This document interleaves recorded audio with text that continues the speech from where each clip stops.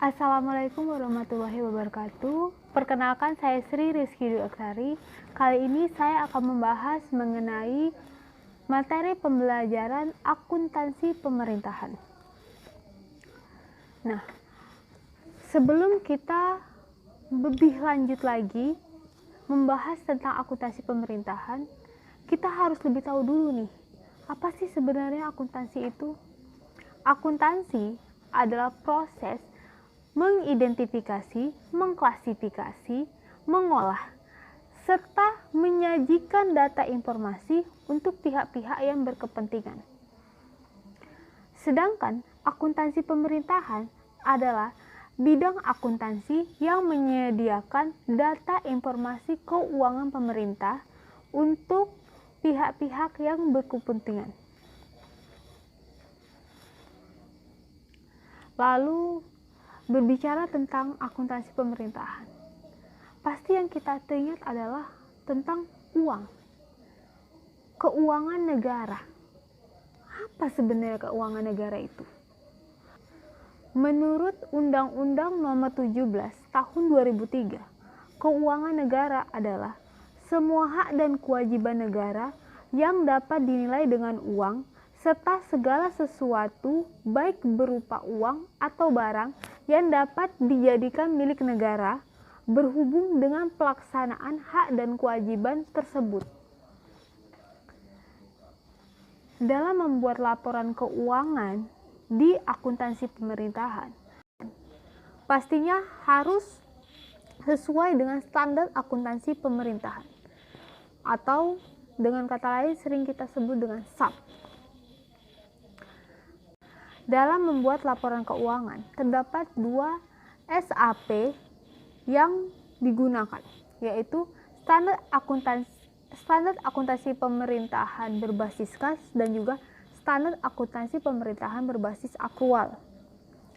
Nah, jika standar akuntansi pemerintahan berbasis kas, ini adalah standar akuntansi pemerintahan yang mengakui adanya pendapatan, belanja, dan juga pembiayaan. Sedangkan standar akuntansi pemerintahan yang berbasis akrual adalah standar akuntansi pemerintahan yang mengakui aset, utang, dan ekuitas dana.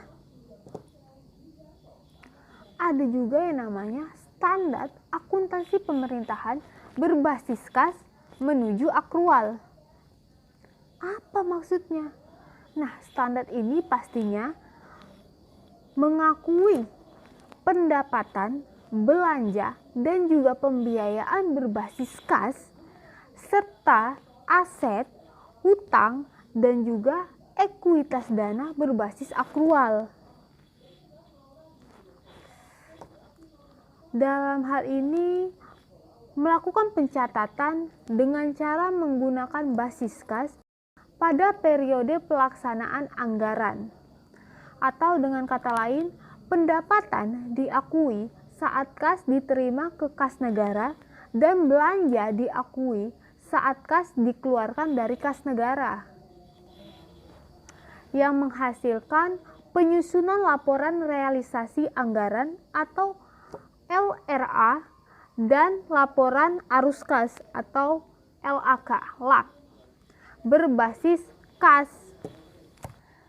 dan pencatatan di akhir periode diperlukan penyesuaian untuk mencatat belanja harta tetap yang dilakukan pada periode pelaksanaan dengan menggunakan metode korolari, serta mencatat hak ataupun kewajiban negara yang menghasilkan neraca, karena aset, kewajiban, ekuitas itu berbasis akrual. Nah, menurut Peraturan Pemerintah Nomor 24 Tahun 2005 tentang basis kas menuju akrual, terdapat 4 yang termasuk ke dalam laporan keuangan. Yang pertama, laporan realisasi anggaran. Yang kedua, neraca.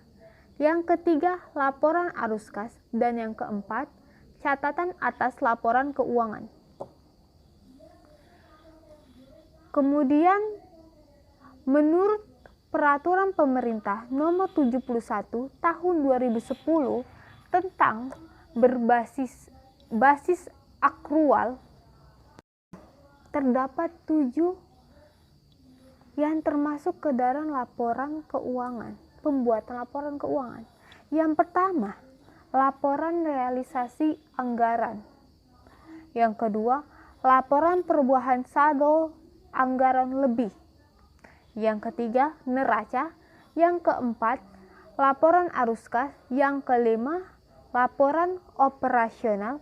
Yang keenam, laporan perubahan ekuitas. Dan yang ketujuh, catatan atas laporan keuangan.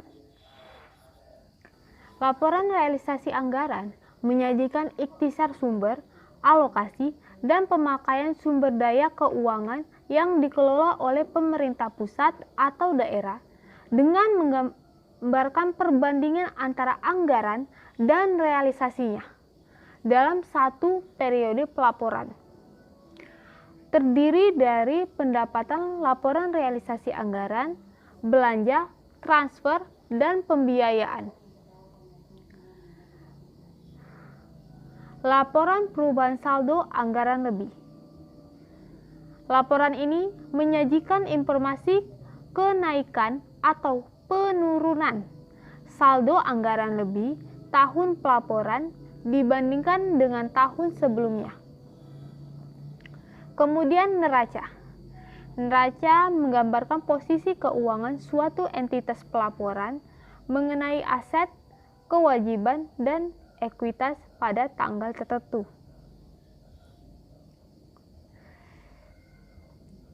Lalu laporan operasional. Laporan ini menyajikan ikhtisar sumber daya ekonomi yang menambah ekuitas dan penggunaannya yang dikelola oleh pemerintah pusat atau daerah untuk kegiatan penyelenggaraan pemerintahan dalam satu periode pelaporan. Terdiri dari pendapatan laporan operasional, beban, transfer, dan pos-pos luar biasa. Laporan arus kas. Laporan ini menyajikan informasi tentang aktivitas operasi, investasi, pendanaan, dan transitoris yang menggambarkan saldo awal, penerimaan, pengeluaran, dan saldo akhir kas pemerintahan pusat atau daerah selama periode tertentu. Lalu ada laporan perubahan ekuitas, di mana laporan ini menyajikan informasi kenaikan atau penurunan ekuitas tahun pelaporan dibandingkan dengan tahun sebelumnya. Sedangkan catatan atas laporan keuangan meliputi penjelasan rinci angka dalam laporan realisasi anggaran, laporan perubahan saldo anggaran lebih, laporan operasional, laporan perubahan ekuitas, neraca, dan laporan arus kas.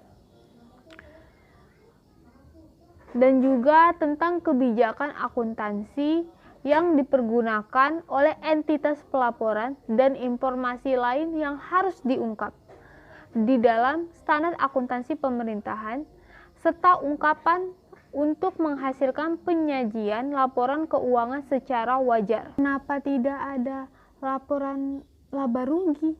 Kan laporan laba rugi termasuk ke dalam salah satu laporan keuangan.